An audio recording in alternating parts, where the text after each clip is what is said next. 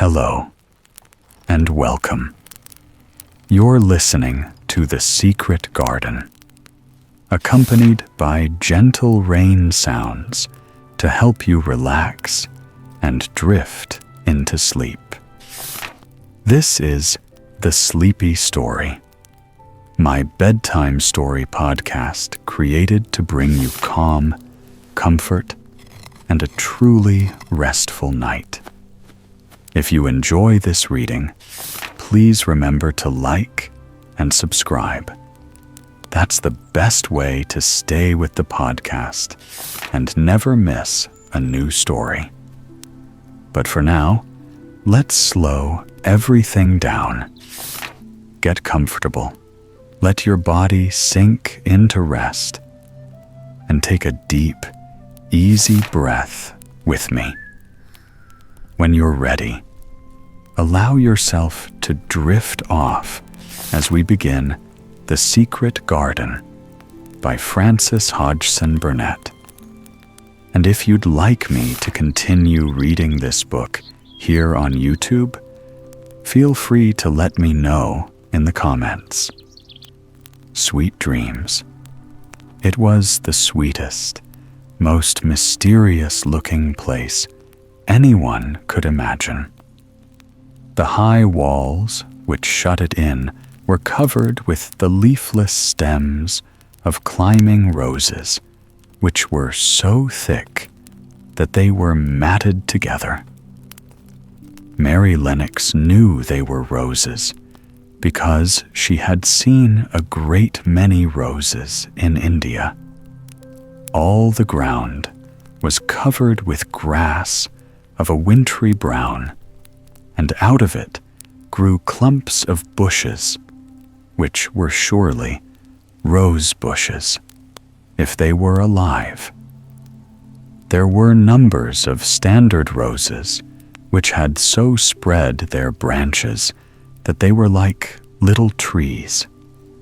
There were other trees in the garden, and one of the things which made the place look strangest and loveliest was that climbing roses had run all over them and swung down long tendrils which made light swaying curtains, and here and there they had caught at each other or at a far-reaching branch and had crept from one tree to another and made lovely bridges of themselves. There were neither leaves nor roses on them now, and Mary did not know whether they were dead or alive. But their thin, gray or brown branches and sprays looked like a sort of hazy mantle spreading over everything. Walls and trees and even brown grass, where they had fallen from their fastenings and run along the ground. It was this hazy tangle from tree to tree which made it all look so mysterious. Mary had thought it must be different from other gardens which had not been left all by themselves so long. And indeed, it was different from any other place she had ever seen in her life. "How still it is," she whispered. "How still." Then she waited a moment and listened at the stillness. The robin, who had flown to his treetop, was still as all the rest. He did not even flutter his wings. He sat without stirring and looked at Mary. "No wonder it is still," she whispered again. "I am the first person who has spoken in here for 10 years. She moved away from the door, stepping as softly as if she were afraid of awakening someone. She was glad that there was grass under her feet and that her steps made no sounds. She walked under one of the fairy-like gray arches between the trees and looked up at the sprays and tendrils which formed them. "I wonder if they are all quite dead," she said. "Is it all a quite dead garden? I wish it wasn't." If she had been Ben Weatherstaff, she could have told whether the wood was alive by looking at it, but she could only see that there were only gray or brown sprays and branches, and none showed any signs of even a tiny leaf bud anywhere. But she was inside the wonderful garden, and she could come through the door under the ivy any time, and she felt as if she had found a world all her own. The sun was shining inside the four walls, and the high arch of blue sky over this particular piece of Misselthwaite seemed even more brilliant and soft than it was over the moor. The robin flew down from his treetop and hopped about, or flew after her from one bush to another. He chirped a good deal and had a very busy air, as if he were showing her things. Everything was strange and silent, and she seemed to be hundreds of miles away from anyone. But somehow she did not feel lonely at all. All that troubled her was her wish that she knew whether all the roses were dead, or if perhaps some of them had lived and might put out leaves and buds as the weather got warmer. She did not want it to be a quite dead garden. If it were a quite alive garden, how wonderful it would be, and what thousands of roses would grow on every side. Her skipping rope had hung over her arm when she came in, and after she had walked about for a while, she thought she would skip round the whole garden, stopping when she wanted to look at things. There seemed to have been grass paths here and there, and in one or two corners there were alcoves of evergreen, with stone seats or tall, moss-covered flower urns in them. As she came near the second of these alcoves, she stopped skipping. There had once been a flower bed in it, and she thought she saw something sticking out of the black earth, some sharp, little pale, green points. She remembered what Ben Weatherstaff had said, and she knelt down to look at them. Yes, they are tiny growing things, and they might be crocuses, or snowdrops, or daffodils, she whispered. She bent very close to them and sniffed the fresh scent of the damp earth. She liked it very much. Perhaps there are some other ones coming up in other places, she said. I will go all over the garden and look. She did not skip, but walked. She went slowly and kept her eyes on the ground. She looked in the old border beds and among the grass, and after she had gone round, trying to miss nothing, she had found ever so many more sharp, pale green points, and she had become quite excited again.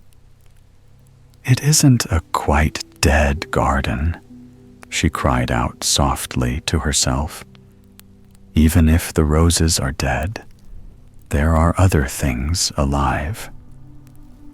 She did not know anything about gardening, but the grass seemed so thick in some of the places where the green points were pushing their way through that she thought they did not seem to have room enough to grow.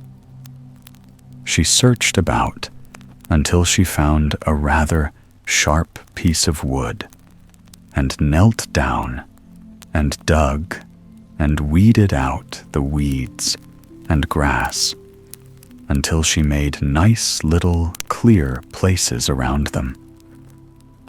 "Now they look as if they could breathe," she said after she had finished with the first ones. "I am going to do ever so many more. I'll do all I can see. If I haven't time today, I can come tomorrow." And she went from place to place and dungoza and weeded and enjoyed herself so immensely that she was led on from bed to bed and into the grass under the trees. The exercise made her so warm that she first threw her coat off and then her hat, and without knowing it, she was smiling down onto the grass and the pale green points all the time. The robin was tremendously busy. He was very much pleased to see gardening begun on his own estate. He had often wondered at Ben Weatherstaff. Where gardening is done, all sorts of delightful things to eat are turned up with the soil. Now, here was this new kind of creature who was not half Ben's size, and yet had had the sense to come into his garden and begin at once. Mistress Mary worked in her garden until it was time to go to her midday dinner. In fact, she was rather late in remembering, and when she put on her coat and hat and picked up her skipping rope, she could not believe that she had been working 2 or 3 hours.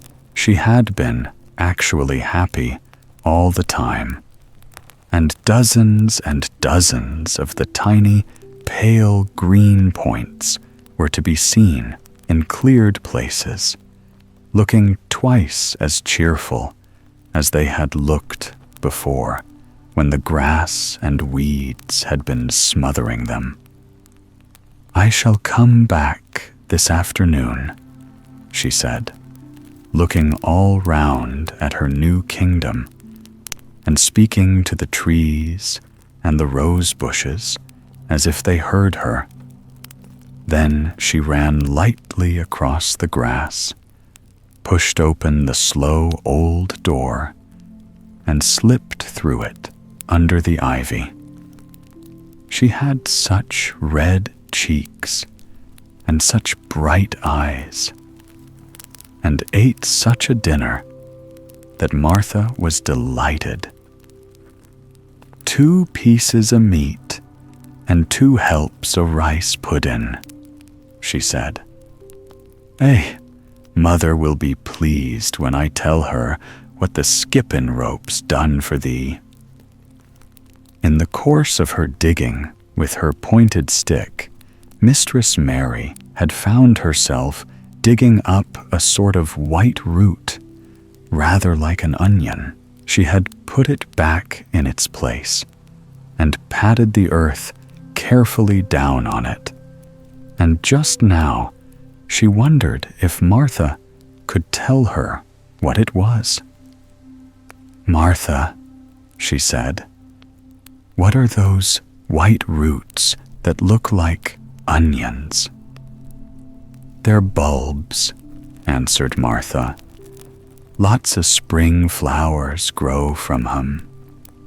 The very little ones are snowdrops and crocuses, and the big ones are narcissuses and jonquils and daffodillies. The biggest of all is lilies and purple flags. Eh? They are nice. Dickens got a whole lot of 'em planted in our bit of garden. Does Dickon know all about them? Asked Mary, a new idea taking possession of her.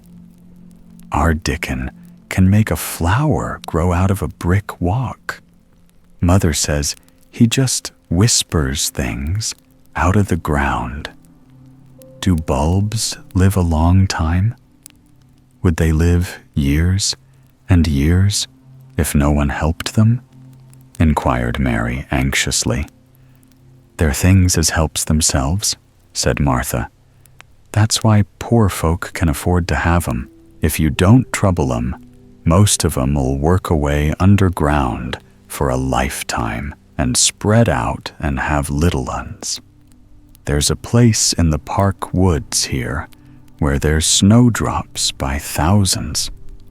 They're the prettiest sight in Yorkshire when the spring comes. No one knows when they was first planted. I wish the spring was here now, said Mary. I want to see all the things that grow in England. She had finished her dinner and gone to her favorite seat on the hearthrug. I wish I had a little spade, she said. Whatever does thou want a spade for? Asked Martha, laughing. Art thou going to take to diggin'? I must tell Mother that too. Mary looked at the fire and pondered a little. She must be careful if she meant to keep her secret kingdom. She wasn't doing any harm, but if Mr. Craven found out about the open door, he would be fearfully angry and get a new key and lock it up forevermore. She really could not bear that. This is such a big, lonely place, she said slowly, as if she were turning matters over in her mind. The house is lonely, and the park is lonely, and the gardens are lonely. So many places seem shut up. I never did many things in India, but there were more people to look at. Natives and soldiers marching by, and sometimes bands playing. And my ayah told me stories. There is no one to talk to here except you and Ben Weatherstaff. And you have to do your work, and Ben Weatherstaff won't speak to me often. I thought if I had a little spade, I could dig somewhere as he does, and I might make a little garden if he would give me some seeds. Martha's face quite lighted up. There now, she exclaimed. If that wasn't one of the things Mother said. She says, there's such a lot of room in that big place. Why don't they give her a bit for herself, even if she doesn't plant nothing but parsley and radishes? She'd dig and rake away and be right down happy over it. Soon, them was the very words she said. Were they? Said Mary. How many things she knows, doesn't she? Eh, said Martha. It's like she says, a woman as brings up 12 children learns something besides her ABC. Children's as good as arithmetic to set you finding out things. How much would a spade cost? A little one? Mary asked. Well, was Martha's reflective answer. At Thwaite Village, there's a shop or so, and I saw little garden sets with a spade and a rake and a fork all tied together for 2 shillings. And they was stout enough to work with, too. I've got more than that in my purse, said Mary. Mrs. Morrison gave me 5 shillings, and Mrs. Medlock gave me some money from Mr. Craven. Did he remember thee that much? Exclaimed Martha. Mrs. Medlock said I was to have 1 shilling a week to spend. She gives me one every Saturday. I didn't know what to spend it on. My word, that's riches, said Martha. Thou can buy anything in the world thou wants. The rent of our cottage is only 1 and 3pence, and it's like pullin' eye teeth to get it. Now, I've just thought of something, putting her hands on her hips. What? Said Mary eagerly. In the shop at Thwaite, they sell packages of flower seeds for 1 penny each, and our Dickon, he knows which is the prettiest ones and how to make 'em grow. He walks over to Thwaite many a day just for the fun of it. Does thou know how to print letters? Suddenly, I know how to write, Mary answered. Martha shook her head. Our Dickon can only read printin'. If thou could print, we could write a letter to him and ask him to go and buy the garden tools and the seeds at the same time. Oh, you're a good girl, Mary cried. You are, really. I didn't know you were so nice. I know I can print letters if I try. Let's ask Mrs. Medlock for a pen and ink and some paper. I've got some of my own, said Martha. I bought 'em so I could print a bit of a letter to Mother of a Sunday. I'll go and get it. She ran out of the room, and Mary stood by the fire and twisted her thin little hands together with sheer pleasure. If I have a spade, she whispered, I can make the earth nice and gusov and dig up weeds. If I have seeds and can make flowers grow, the garden won't be dead at all. It will come alive. She did not go out again that afternoon, because when Martha returned with her pen and ink and paper, she was obliged to clear the table and carry the plates and dishes downstairs. And when she got into the kitchen, Mrs. Medlock was there and told her to do something. So Mary waited for what seemed to her a long time before she came back. Then it was a serious piece of work to write to Dickon. Mary had been taught very little because her governesses had disliked her too much to stay with her. She could not spell particularly well, but she found that she could print letters when she tried. This was the letter Martha dictated to her.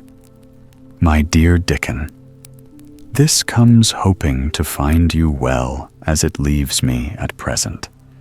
Miss Mary has plenty of money, and will you go to Thwaite and buy her some flower seeds and a set of garden tools to make a flower bed?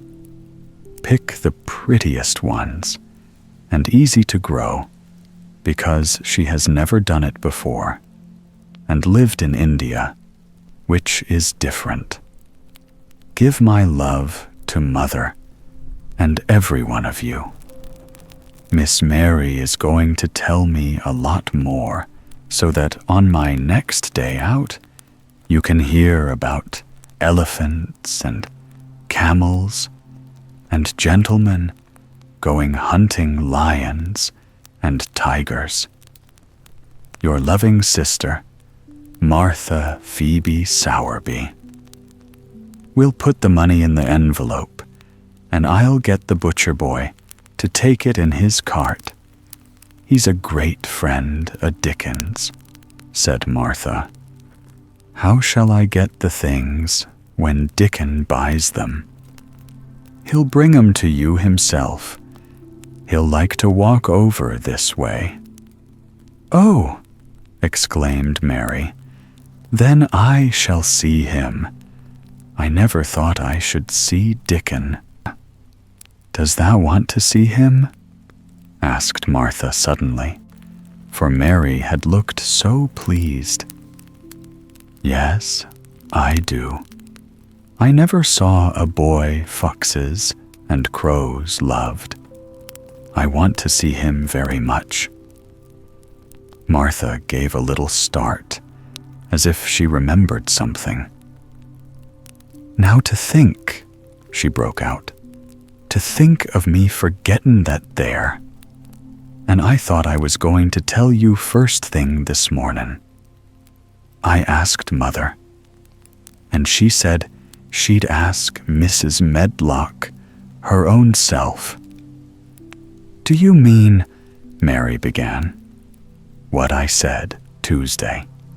Ask her if you might be driven over to our cottage some day and have a bit of Mother's hot oat cake and butter and a glass of milk. It seemed as if all the interesting things were happening in one day. To think of going over the moor in the daylight and when the sky was blue. To think of going into the cottage which held 12 children.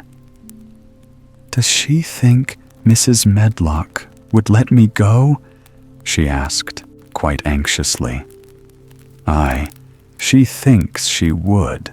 She knows what a tidy woman Mother is, and how clean she keeps the cottage. If I went, I should see your mother as well as Dickon, said Mary, thinking it over and liking the idea very much. She doesn't seem to be like the mothers in India. Her work in the garden and the excitement of the afternoon ended by making her feel quiet and thoughtful. Martha stayed with her until tea time, but they sat in comfortable quiet and talked very little. But just before Martha went downstairs for the tea tray, Mary asked a question.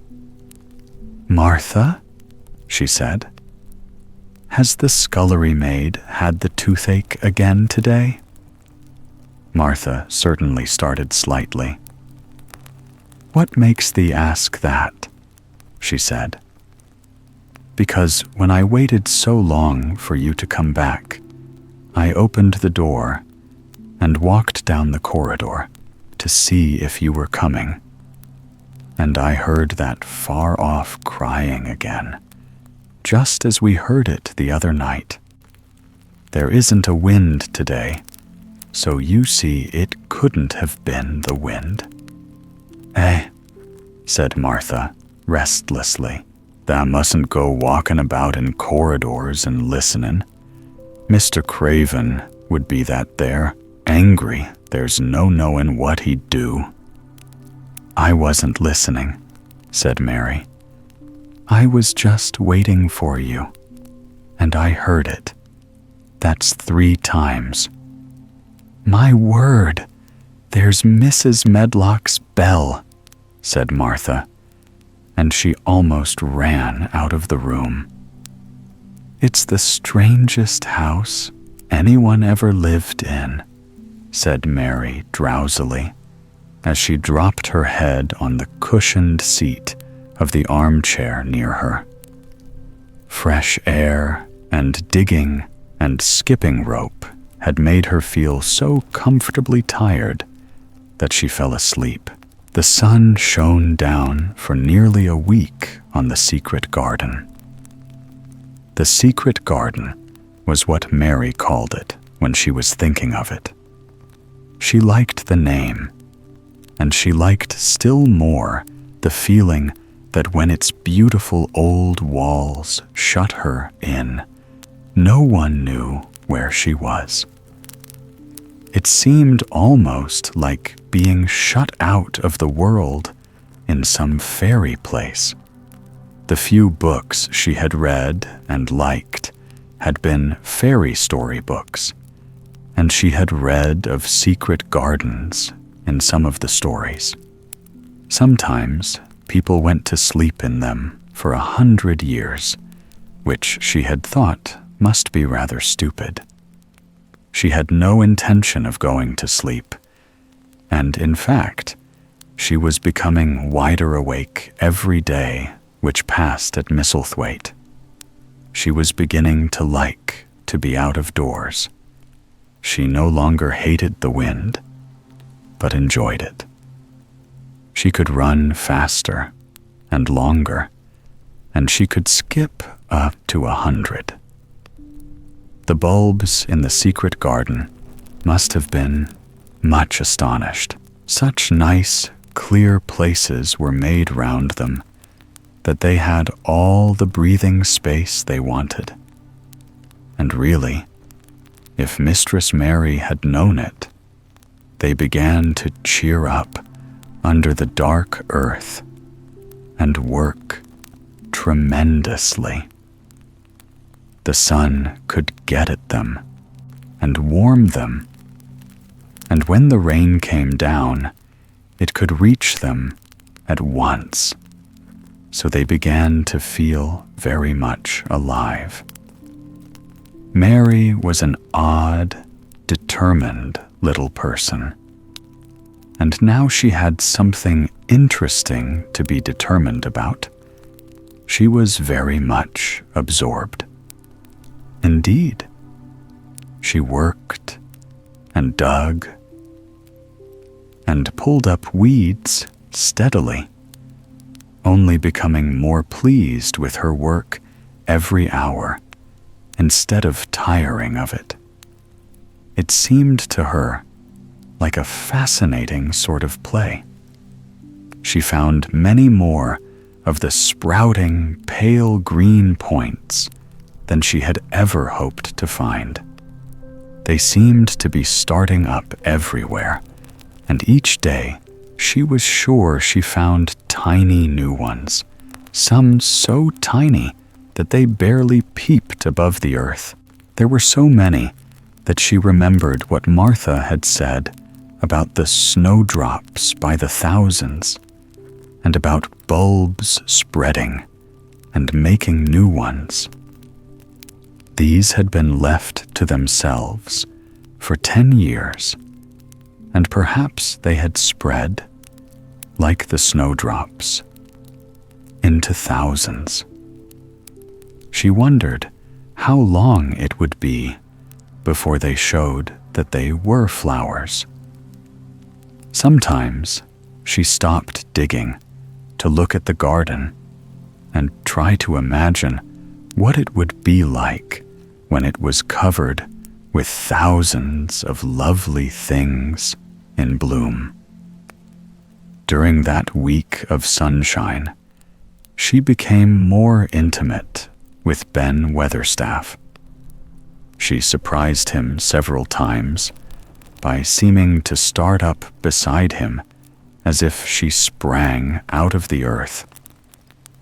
The truth was that she was afraid that he would pick up his tools and go away if he saw her coming. So she always walked toward him as silently as possible.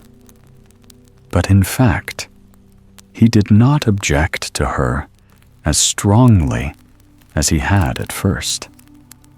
Perhaps he was secretly rather flattered by her evident desire for his elderly company. Then, also, she was more civil than she had been. He did not know that when she first saw him, she spoke to him as she would have spoken to a native, and had not known that a cross, sturdy, old Yorkshire man was not accustomed to salaam to his masters, and be merely commanded by them to do things. "Thou'rt like the robin," he said to her one morning when he lifted his head and saw her standing by him. "I never knows when I shall see thee, or which side thou'll come from." "He's friends with me now," said Mary. "That's like him," snapped Ben Weatherstaff. "Makin' up to the women folk just for vanity and flightiness. There's nothin' he wouldn't do for the sake of showin' off and flirtin' his tail feathers. He's as full of pride as an egg's full of meat." He very seldom talked much, and sometimes did not even answer Mary's questions, except by a grunt. But this morning, he said more than usual.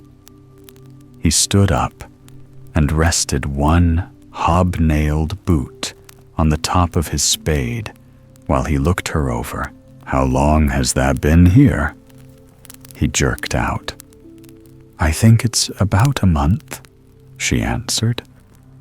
"Tha's beginnin' to do Misselthwaite credit," he said. "Tha's a bit fatter than tha was, and tha's not quite so yeller. Tha looked like a young plucked crow when tha first came into this garden. Thinks I to myself, I never set eyes on an uglier, sourer-faced young un."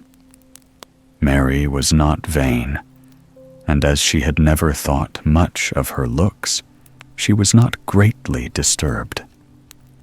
"I know I'm fatter," she said. "My stockings are getting tighter. They used to make wrinkles. There's the robin, Ben Weatherstaff." There, indeed, was the robin, and she thought he looked nicer than ever. His red waistcoat was as glossy as satin, and he flirted his wings and tail, and tilted his head, and hopped about with all sorts of lively graces. He seemed determined to make Ben Weatherstaff admire him. But Ben was sarcastic. "Aye, there thou art," he said. "Thou can put up with me for a bit sometimes when thou's got no one better. Thou's been reddening up thy waistcoat and polishing thy feathers this 2 weeks. I know what thou's up to. Thou's courtin' some bold young madam somewhere, tellin' thy lies to her about bein' the finest cock robin on Missel Moor and ready to fight all the rest of 'em." "Oh, look at him!" exclaimed Mary. The robin was evidently in a fascinating, bold mood. He hopped closer and closer, and looked at Ben Weatherstaff more and more engagingly. He flew on to the nearest currant bush, and tilted his head, and sang a little song right at him. "Tha thinks thou'll get over me by doin' that," said Ben, wrinkling his face up in such a way that Mary felt sure he was trying not to look pleased. "Tha thinks no one can stand out against thee. That's what tha thinks." The robin spread his wings. Mary could scarcely believe her eyes. He flew right up to the handle of Ben Weatherstaff's spade and alighted on the top of it. Then the old man's face wrinkled itself slowly into a new expression. He stood still, as if he were afraid to breathe, as if he would not have stirred for the world, lest his robin should start away. He spoke quite in a whisper. "Well, I'm danged," he said as softly as if he were saying something quite different. "That does know how to get at a chap. That does. That's fair unearthly. That's so knowin'." And he stood without stirring, almost without drawing his breath, until the robin gave another flirt to his wings and flew away. Then he stood looking at the handle of the spade as if there might be magic in it. And then he began to dig again and said nothing for several minutes. But because he kept breaking into a slow grin now and then, Mary was not afraid to talk to him. "Have you a garden of your own?" she asked. "No, I'm bachelder and lodge with Martin at the gate." "If you had one," said Mary, "what would you plant?" "Cabbages and taters and onions." "But if you wanted to make a flower garden," persisted Mary, "what would you plant?" "Bulbs and sweet-smellin' things, but mostly roses?" Mary's face lighted up. "Do you like roses?" she said. Ben Weatherstaff rooted up a weed and threw it aside before he answered. "Well, yes, I do. I was learned that by a young lady I was gardener to. She had a lot in a place she was fond of, and she loved 'em like they was children, or robins. I've seen her bend over and kiss 'em." He dragged out another weed and scowled at it. "That were as much as 10 year ago." "Where is she now?" asked Mary, much interested. "Heaven," he answered, and drove his spade deep into the soil. "'Cording to what parson says." "What happened to the roses?" Mary asked again, more interested than ever. "They was left to themselves." Mary was becoming quite excited. "Did they quite die? Do roses quite die when they are left to themselves?" she ventured. "Well, I'd got to like 'em, and I liked her, and she liked 'em," Ben Weatherstaff admitted reluctantly. "Once or twice a year, I'd go and work at 'em a bit, prune 'em, and dig about the roots. They run wild, but they was in rich soil, so some of 'em lived. When they have no leaves, and look grapeful and brown and dry, how can you tell whether they are dead or alive?" inquired Mary. "Wait till the spring gets at 'em. Wait till the sun shines on the rain, and the rain falls on the sunshine, and then they'll find out." How? cried Mary, forgetting to be careful. "Look along the twigs and branches. and if thou see a bit of a brown lump swelling here and there, watch it after the warm rain and see what happens." He stopped suddenly and looked curiously at her eager face. "Why does thou care so much about roses and such, all of a sudden?" he demanded. Mistress Mary felt her face grow red. She was almost afraid to answer. I want to play that I have a garden of my own," she stammered. There is nothing for me to do.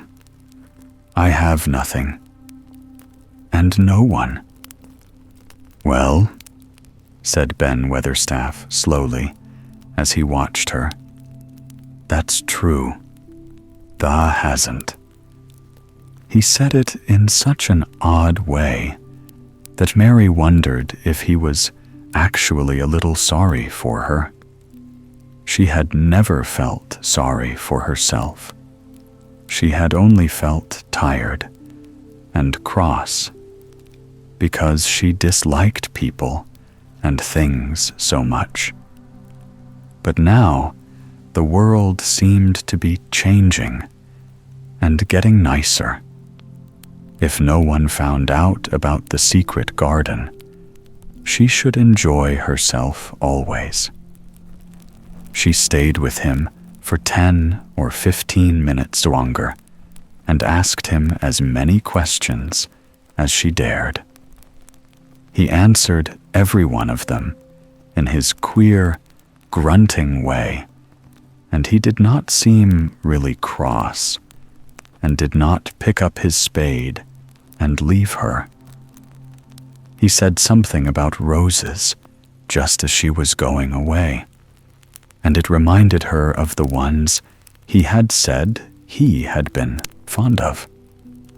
"Do you go and see those other roses now?"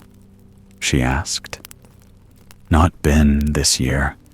My rheumatics has made me too stiff in the joints." He said it in his grumbling voice, and then quite suddenly he seemed to get angry with her, though she did not see why he should. "Now look here," he said sharply. "Don't thou ask so many questions. Thou'rt the worst wench for asking questions I've ever come across. Get thee gone and play thee. I've done talkin' for today." And he said it so crossly that she knew there was not the least use in staying another minute.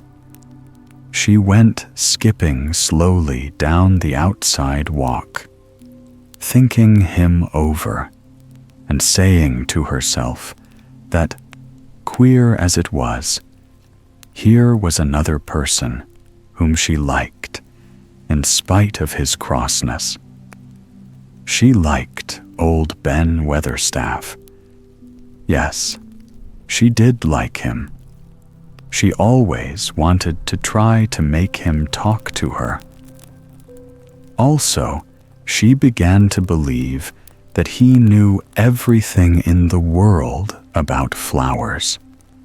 There was a laurel-hedged walk which curved round the secret garden and ended at a gate which opened into a wood in the park. She thought she would slip round this walk and look into the wood and see if there were any rabbits hopping about.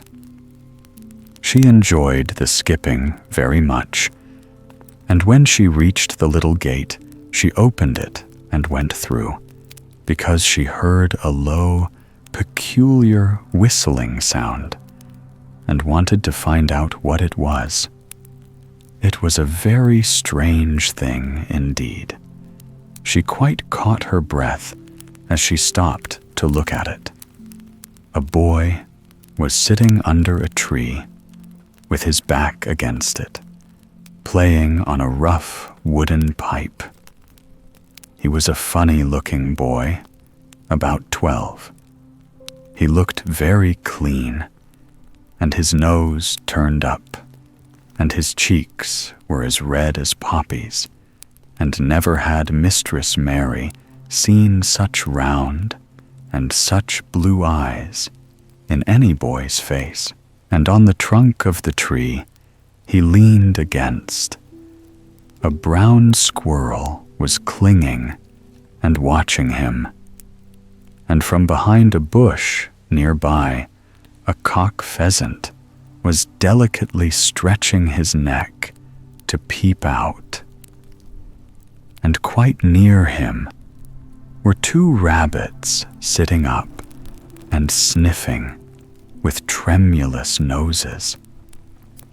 And actually, it appeared as if they were all drawing near to watch him and listen to the strange, low little call his pipe seemed to make. When he saw Mary, he held up his hand and spoke to her in a voice almost as low as, and rather like, his piping. "Don't tha move," he said. "It'd flight 'em." Mary remained motionless. He stopped playing his pipe and began to rise from the ground. He moved so slowly that it scarcely seemed as though he were moving at all. But at last he stood on his feet, and then the squirrel scampered back up into the branches of his tree. The pheasant withdrew his head, and the rabbits dropped on all fours and began to hop away, though not at all as if they were frightened. "I'm Dickon," the boy said.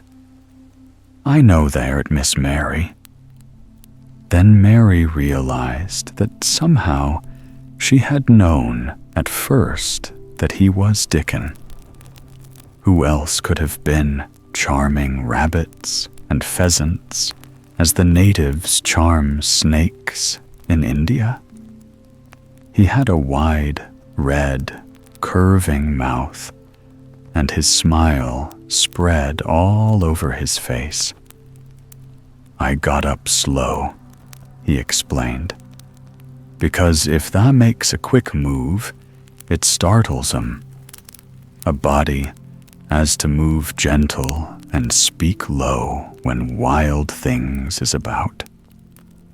He did not speak to her as if they had never seen each other before, but as if he knew her quite well.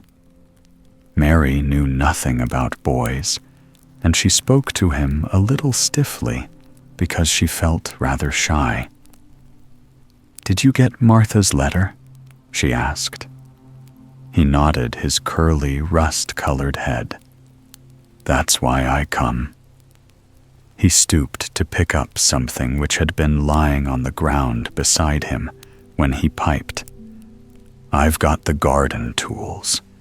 There's a little spade and rake and a fork and hoe."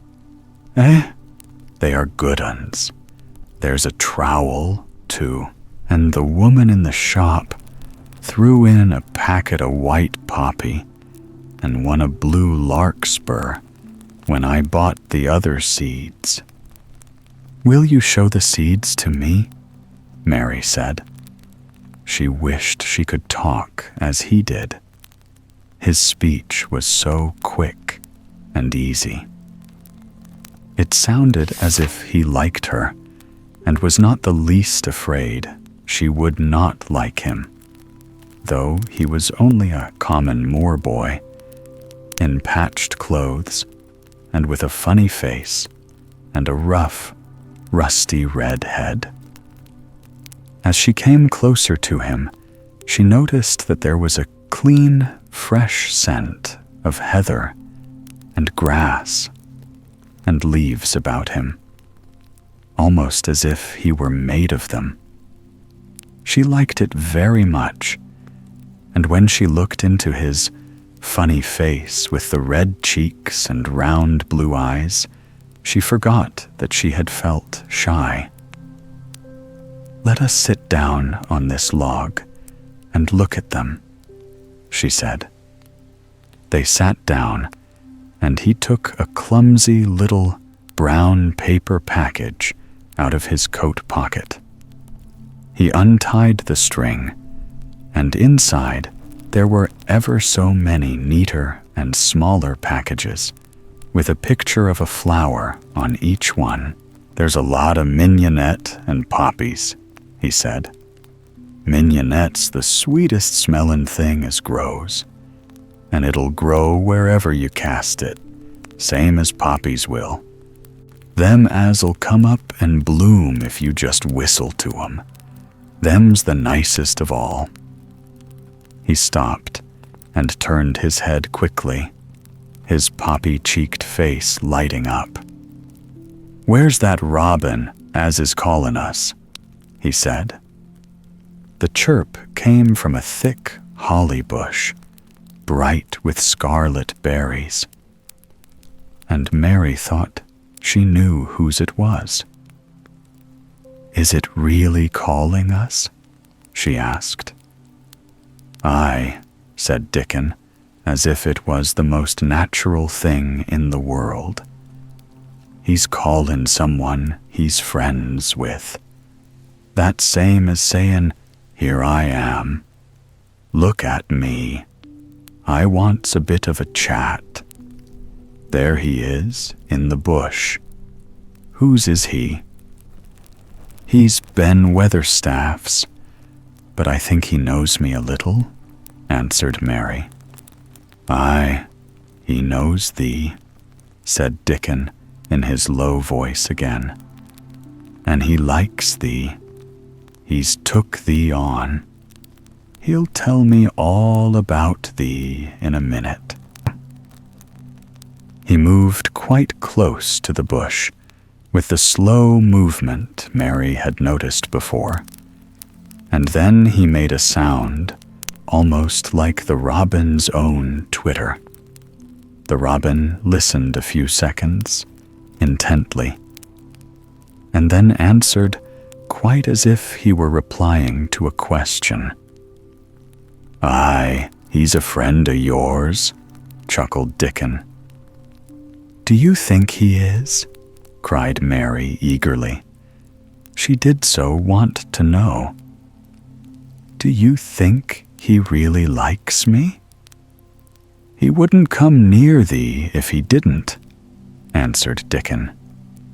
"Birds is rare choosers, and a robin can flout a body worse than a man.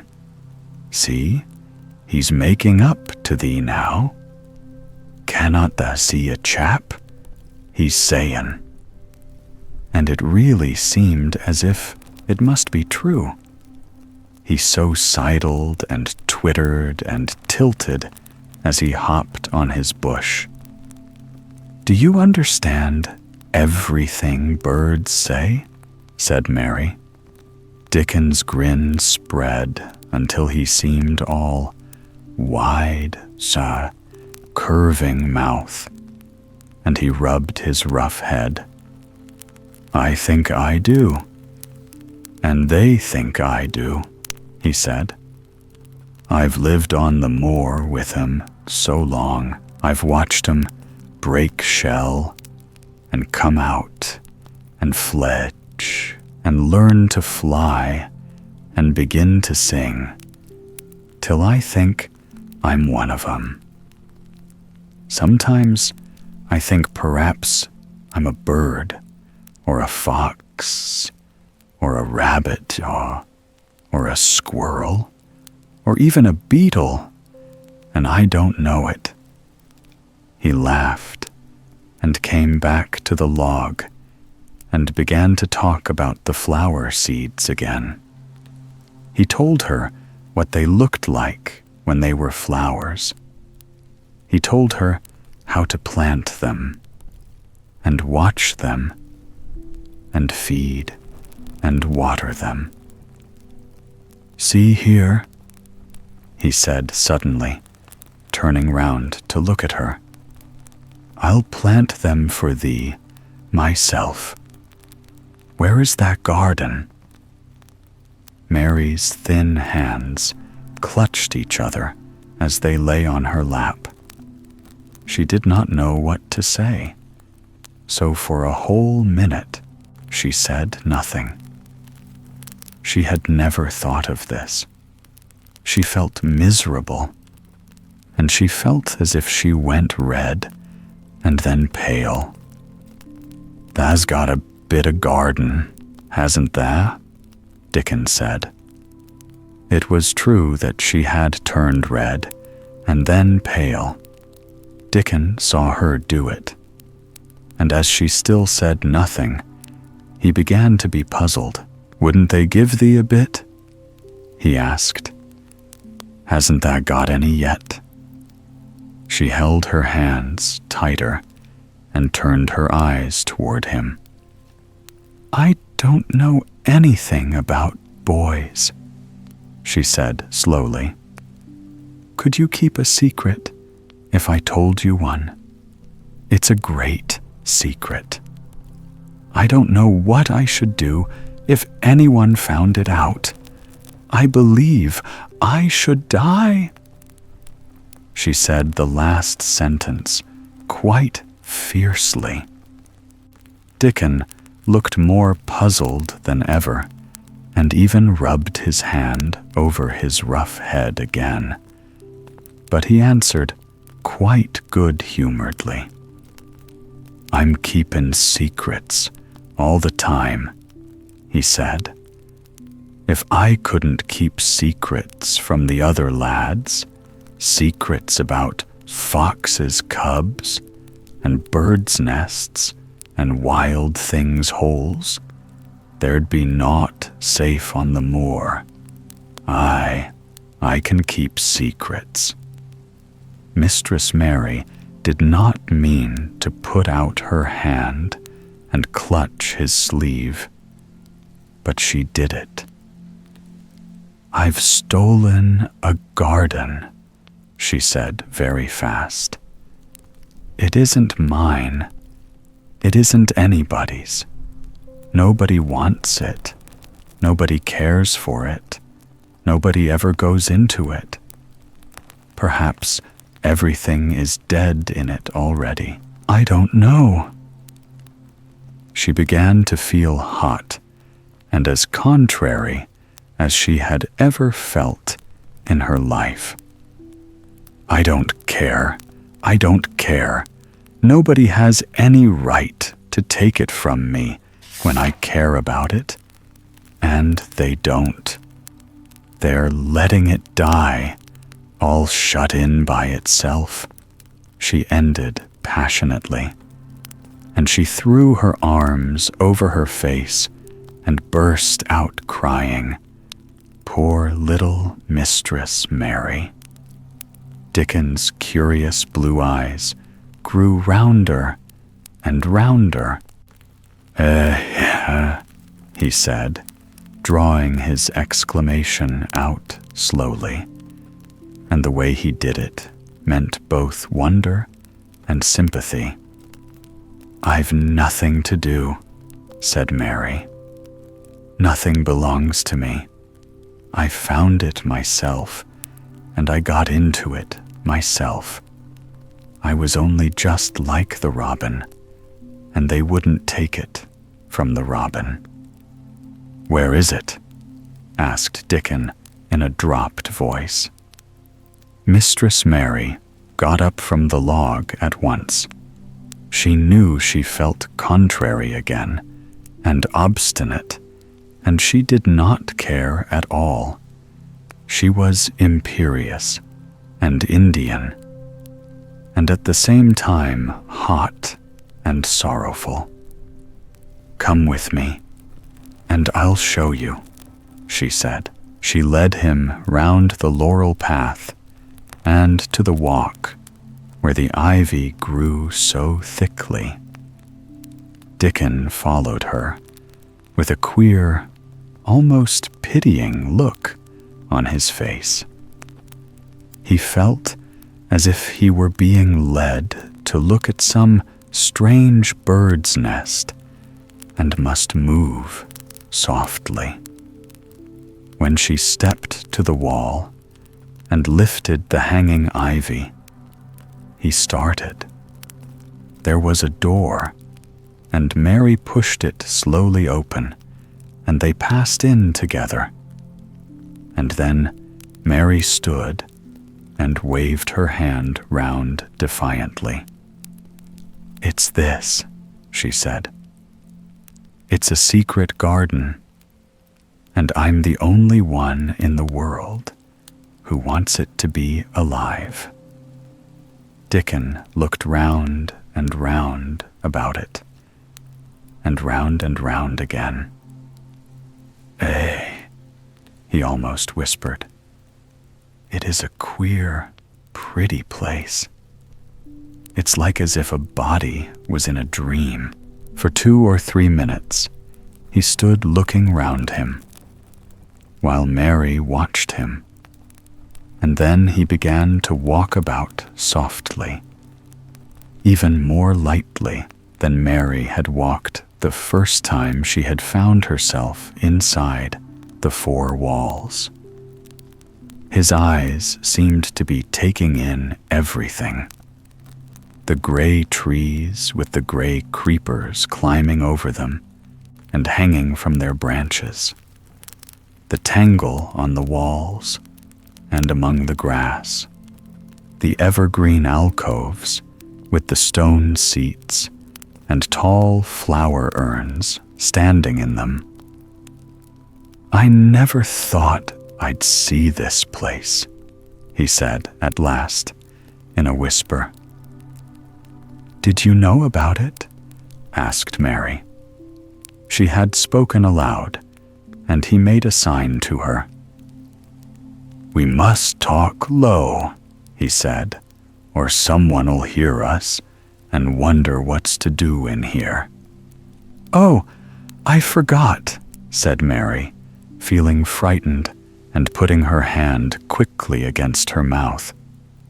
"Did you know about the garden?" she asked again, when she had recovered herself. Dickon nodded. "Martha told me there was one, as no one ever went inside," he answered. "Us used to wonder what it was like." He stopped and looked round at the lovely gray tangle about him, and his round eyes looked queerly happy. "Eh, the nests as'll be here come springtime," he said. "It'd be the safest nestin' place in England. No one never comin' near, and tangles o' trees and roses to build in. I wonder all the birds on the moor don't build here." Mistress Mary put her hand on his arm again without knowing it. "Will there be roses?" she whispered. "Can you tell? I thought perhaps they were all dead." "Eh, no, not them, not all of 'em," he answered. "Look here." He stepped over to the nearest tree, an old one with gray lichen all over its bark, but upholding a curtain of tangled sprays and branches. He took a thick knife out of his pocket and opened one of its blades. "There's lots o' dead wood as ought to be cut out," he said. "And there's a lot o' old wood, but it made some new last year. This here's a new bit."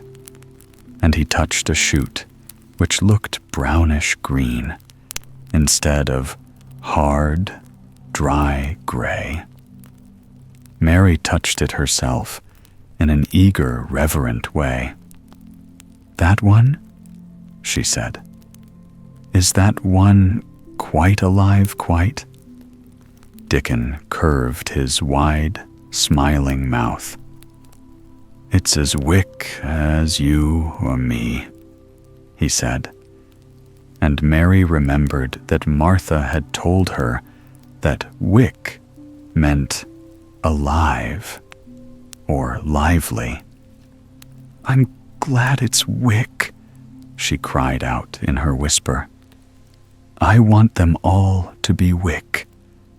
Let us go round the garden and count how many wick ones there are."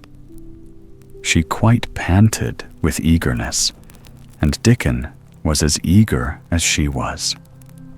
They went from tree to tree and from bush to bush. Dickon carried his knife in his hand and showed her things which she thought wonderful. "They've run wild," he said, "but the strongest ones has fair thrived on it. The delicatest ones has died out, but the others has growed and growed and spread till they's a wonder. See here." And he pulled down a thick, gray, dry-looking branch. "A body might think this was dead wood, but I don't believe it is. Down to the root. I'll cut it low down and see." He knelt, and with his knife cut the lifeless-looking branch through, not far above the earth. "There," he said exultantly. "I told thee so. There's green in that wood yet. Look at it." Mary was down on her knees before he spoke, gazing with all her might. "When it looks a bit greenish and juicy like that, it's wick," he explained. "When the inside is dry and breaks easy, like this here piece I've cut off, it's done for. There's a big root here as all this live wood sprung out of, and if the old wood's cut off and it's dug round and took care of, there'll be—" He stopped and lifted his face to look up at the climbing and hanging sprays above him. "There'll be a fountain of roses here this summer." They went from bush to bush and from tree to tree. He was very strong and clever with his knife, and knew how to cut the dry and dead wood away, and could tell when an unpromising bough or twig had still green life in it. In the course of half an hour, Mary thought she could tell too. And when he cut through a lifeless-looking branch, she would cry out joyfully under her breath when she caught sight of the least shade of moist green. The spade and hoe and fork were very useful. He showed her how to use the fork, while he dug about roots with the spade and stirred the earth and let the air in. They were working industriously round one of the biggest standard roses when he caught sight of something which made him utter an exclamation of surprise. "Why," he cried, pointing to the grass a few feet away. "Who did that there?" It was one of Mary's own little clearings round the pale green points. "I did it," said Mary. "Why, I thought that didn't know nothin' about gardenin'," he exclaimed. "I don't," she answered. But they were so little, and the grass was so thick and strong, and they looked as if they had no room to breathe. So I made a place for them. I don't even know what they are. Dickon went and knelt down by them smiling his wide smile. "Thou was right," he said. "A gardener couldn't have told thee better. They'll grow now like Jack's beanstalk. They're crocuses and snowdrops, and these here is narcissuses," turning to another patch. "And here's daffydowndillies. Eh? They will be a sight." He ran from one clearing to another. "Thou has done a lot of work for such a little wench," he said, looking her over. "I'm growing fatter," said Mary, "and I'm growing stronger. I used always to be tired. When I dig, I'm not tired at all. I like to smell the earth when it's turned up. It's rare, good for thee," he said, nodding his head wisely. "There's naught as nice as the smell of good, clean earth, except the smell of fresh, growin' things when the rain falls on 'em. I get out on the moor many a day when it's rainin', and I lie under a bush and listen to the soft swish of drops on the heather, and I just sniff and sniff. My nose end fair quivers like a rabbit's," Mother says. "Do you never catch cold?" inquired Mary, gazing at him wonderingly. She had never seen such a funny boy, or such a nice one. "Not me," he said, grinning. "I never catched cold since I was born. I wasn't brought up nesh enough. I've chased about the moor in all weathers, same as the rabbits does. Mother says I've sniffed up too much fresh air for 12 year to ever get to sniffin' with cold. I'm as tough as a white thorn nubstick." He was working all the time he was talking, and Mary was following him and helping him with her fork or the trowel. "There's a lot of work to do here," he said once, looking about quite exultantly.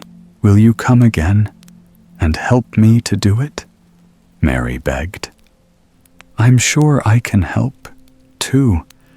I can dig and pull up weeds and do whatever you tell me." "Oh, do come, Dickon." "I'll come every day if thou wants me, rain or shine," he answered stoutly. "It's the best fun I ever had in my life, shut in here and wakenin' up a garden." "If you will come," said Mary, "if you will help me to make it alive, I don't know what I'll do," she ended helplessly. What could you do for a boy like that? "I'll tell thee what thou'll do," said Dickon, with his happy grin. "Thou'll get fat, and thou'll get as hungry as a young fox, and thou'll learn how to talk to the robin same as I do. Eh? We'll have a lot of fun." He began to walk about, looking up in the trees and at the walls and bushes with a thoughtful expression. "I wouldn't want to make it look like a gardener's garden, all clipped and spick and span, would you?" he said. "It's nicer like this, with things runnin' wild and swingin' and catchin' hold of each other." "Don't let us make it tidy," said Mary anxiously. "It wouldn't seem like a secret garden if it was tidy." Dickon stood rubbing his rusty red head with a rather puzzled look. "It's a secret garden, sure enough," he said. "But seems like someone besides the robin must have been in it, since it was shut up 10 years ago. But the door was locked, and the key was buried," said Mary. "No one could get in." "That's true," he answered.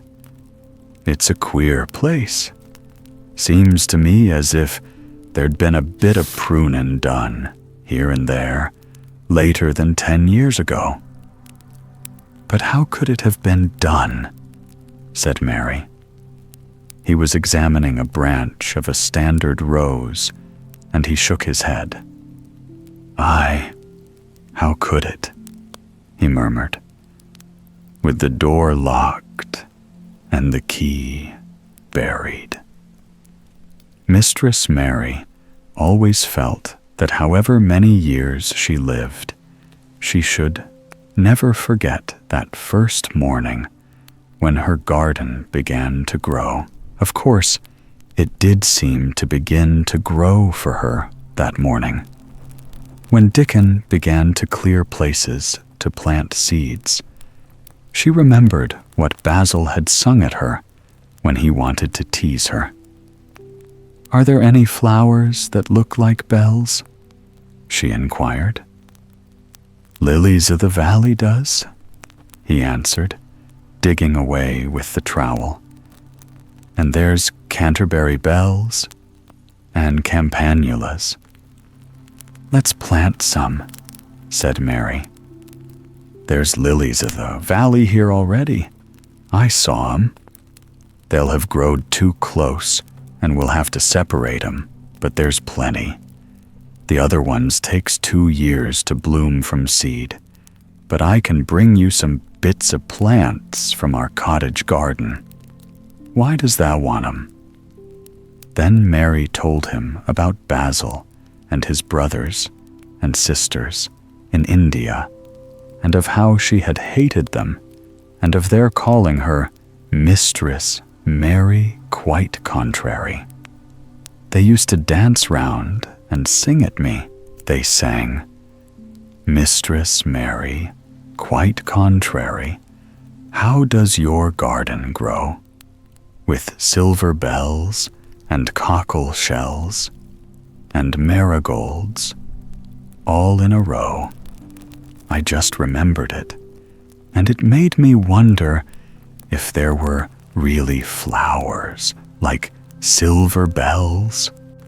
She frowned a little and gave her trowel a rather spiteful dig into the earth. I wasn't as contrary as they were, but Dickon laughed. "Eh," he said, and as he crumbled the rich black soil she saw, he was sniffing up the scent of it.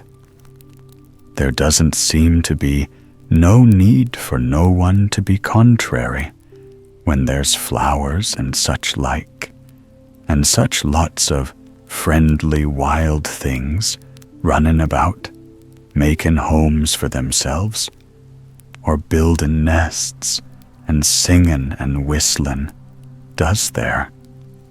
Mary, kneeling by him holding the seeds, looked at him and stopped, frowning. "Dickon," she said, "you are as nice as Martha said you were.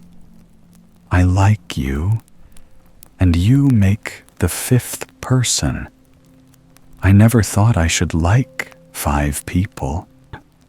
Dickon sat up on his heels, as Martha did when she was polishing the grate. He did look funny and delightful, Mary thought, with his round blue eyes and red cheeks and happy-looking turned-up nose. "Only 5 folk as thou likes," he said. "Who is the other 4? "Your mother and Martha." Mary checked them off on her fingers. "And the robin and Ben weatherstaff. Dickon laughed so that he was obliged to stifle the sound by putting his arm over his mouth. "I know thou thinks I'm a queer lad," he said, "but I think thou art the queerest little lass I ever saw." Then Mary did a strange thing. She leaned forward and asked him a question she had never dreamed of asking anyone before. And she tried to ask it in Yorkshire because that was his language, and in India a native was always pleased if you knew his speech. "Does thou like me?" she said. He answered heartily, "that I does.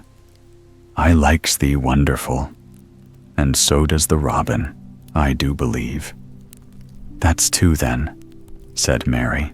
"That's two for me." And then they began to work harder than ever, and more joyfully. Mary was startled and sorry when she heard the big clock in the courtyard strike the hour of her midday dinner. "I shall have to go," she said mournfully. "And you will have to go too, won't you?" Dickon grinned. "My dinner's easy to carry about with me," he said.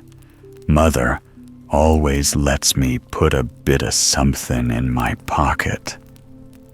He picked up his coat from the grass and brought out of a pocket a lumpy little bundle tied up in a quite clean, coarse, blue and white handkerchief. It held 2 thick pieces of bread with a slice of something laid between them. "It's oftenest not but bread," he said. "But I've got a fine slice of fat bacon with it today." Mary thought it looked a queer dinner, but he seemed ready to enjoy it. "Run on and get thy victuals," he said. "I'll be done with mine first. I'll get some more work done before I start back home." He sat down with his back against a tree. "I'll call the robin up," he said, "and give him the rind of the bacon to peck at. They likes a bit of fat, wonderful." Mary could scarcely bear to leave him. Suddenly, it seemed as if he might be a sort of wood fairy who might be gone when she came into the garden again. He seemed too good to be true. She went slowly halfway to the door in the wall, and then she stopped and went back. "Whatever happens, you never would tell," she said. His poppy-colored cheeks were distended with his first big bite of bread and bacon, but he managed to smile encouragingly. "If thou was a missel thrush and showed me where thy nest was, does thou think I'd tell anyone? Not me," he said. "Thou art as safe as a missel thrush." And she was quite sure she was. And this is where we'll close the book for tonight, at the end of the chapter. It feels like a perfect place to pause, to gently place a bookmark here until next time. Thank you for spending this time with me. I hope you enjoyed this reading and that it's helped you feel calm and ready for rest. I'll see you again soon. Thank you for listening, and good night.